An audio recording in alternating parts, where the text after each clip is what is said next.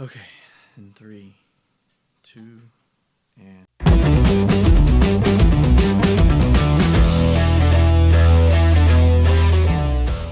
Alright, so we're here to talk about the Joker origin movie starring Joaquin Phoenix.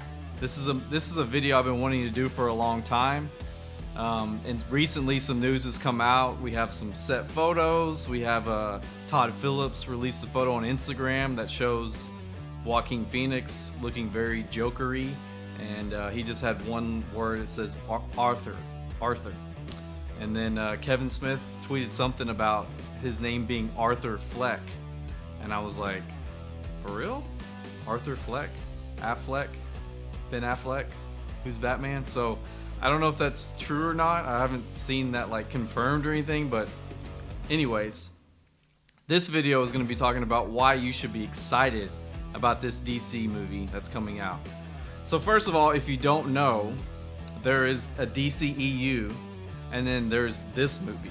So this is not connected with Man of Steel, Batman vs Superman, Suicide Squad, which is where Jared Leto's Joker lives. I have the shirt, it's right here, I'm wearing it.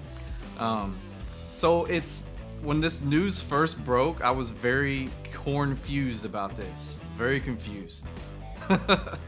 So, it's just weird that they even decided to make this movie, because you're building a universe, much like the MCU, it's called the DCEU, and you hired the Joker, he was in your movie, you didn't really use him that much, and then you decide to make another movie that has nothing to do with it. So, when the news first broke about this, I was like, really? I was like kind of scratching my head. I mean, if you know, on this channel, I'm a huge DC fan, but even I was kind of scratching my head about this. But the more and more news that came out about this, the more excited I get. And like right now, at this moment, I'm very excited. So let me backtrack a little bit.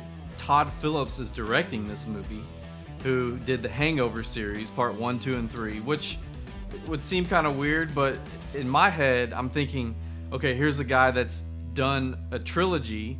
He's done like, big budget comedy movie with like Bradley Cooper and Ed Helms and all these guys. So it just shows me that he knows how to get a movie from start to finish, and he can do it multiple times. He can make a lot of money. And I'm not saying that this is going to be a big budget movie, because it isn't. What I'm saying is you have a director that knows how to get the job done. And I think that's very important, because it's not someone who's taking a chance, and you're taking a chance on. It's someone who knows what they're doing. I mean, for any movie to get made right now is just, to me, is insane. I've talked with people that are in the industry, and even they scratch their heads and say, to get a movie done is just, it's mind-boggling. So you have a guy that's proven that he can do it.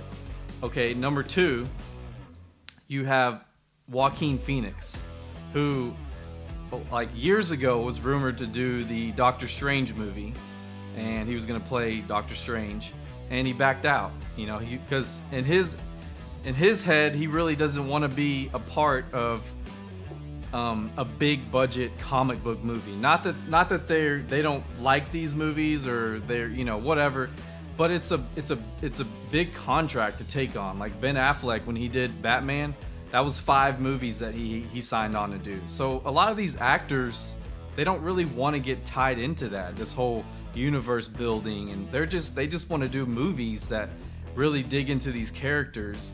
And so Joaquin Phoenix, who is an amazing actor, if you haven't seen any of his movies, you need to go look him up right now. He's a great actor. He's a method actor. He really digs into this role, and he's on board to do a Joker movie. Like that should be exciting enough that we have Joaquin Phoenix doing a Joker movie. Like, to me, tickets already bought. You know what I mean? Like, I want to see this just because I love movies. I love acting performances, that sort of thing. And Joaquin Phoenix is great. Okay, so you've got Todd Phillips, you've got Joaquin Phoenix, and on top of that, you throw in Robert De Niro. Okay, Bobby De Niro is going to be in a DC movie. Like, okay, ticket was sold before Joaquin Phoenix. Now I'm gonna buy like 2 of them. I'm gonna buy 3 of them, 5 of them. Who knows? I'm just saying, Robert De Niro is gonna be in a DC movie. That's crazy. Like for the actors of this caliber to sign on and say, I want to do this. I'm interested in this character. Means a lot. That's a big deal. I mean, the Joker character has been around for about 75 years. He's been a part of the DC universe for a long time. He's been played by many actors. So for someone to get that role as an actor, I think is a challenge to do their own twist on it, to do their own take on it. So it's just a big deal. It's awesome that we're getting this high caliber of actors who would never do. Robert De Niro would never be in Justice League. Joaquin Phoenix would never want to do, be in a Man of Steel movie or whatever it is. I mean, not that I'm saying anything bad about that. It's just the careers that they chose to take. They don't want to do those type of movies, and they know that the comic book genre of movies is what's hot right now. I mean, it just is. It's everywhere. So the studio's gonna green light it. They're gonna accept it only if it's a good script, and if they're, they know the director, who Todd Phillips, behind it. All those things coming together should equal a great movie, and I'm very excited about it. You should be excited about it too. So yeah, so we've got those actors, we've got that director. Also, Zazie Beetz has decided to join the cast, who's a great young up-and-coming actor. She's been in several movies. She was in Deadpool 2. She's on the show ATL, or Atlanta, I'm sorry. So she's a great actress, and she's going to be playing a single mother, I believe, that kind of falls for Joaquin Phoenix. So you've got really good actors that are wanting to do this movie. So that alone should get you excited. I want to move on to why DC is making this movie, okay? And for me, I believe that there is some strength in the diversity of what they're doing. I mean, you have to do this nowadays. You have to compare DC and Marvel. You just do, because they're the two juggernauts that are doing these type of movies. They're the ones that are, Marvel is making a $2 billion movie. I mean, it's crazy. So you have to look at that whenever you see these type of movies coming out. So if you look at what Marvel is doing, okay, they have the MCU. They have they did Agents of S.H.I.E.L.D., which was a show that was supposed to be part of the MCU. They have their Netflix Marvel shows that are part of the MCU. So it's just, what I'm trying to say is Marvel is kind of putting their MCU into this box, right, where everything is supposed to fit together, which I'm not saying is bad, because the MCU is one of the greatest cinematic achievements ever. To do those that many movies and they all fit together is amazing.